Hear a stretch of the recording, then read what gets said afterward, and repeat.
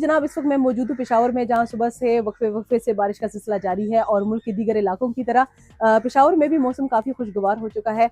और इसके अलावा जी बलाई इलाकों में बर्फबारी का सिलसिला भी जारी है और सियाहों ने उन इलाकों का रुख भी कर दिया है। और जबकि PNDMA की ने अलर्ट भी जारी किया है कि आवाम को एहतियाती तदाबीर जो है वो भी इख्तियार करनी चाहिए। और उसके साथ साथ PNDMA की रिपोर्ट्स के मुताबिक गुज़िश्ता चंद दिनों से जो है वो बारिश के इम्कानात को जाहिर किया जा रहा था, जबकि बादल तो छाए रहे लेकिन बारिश ना हो सकी।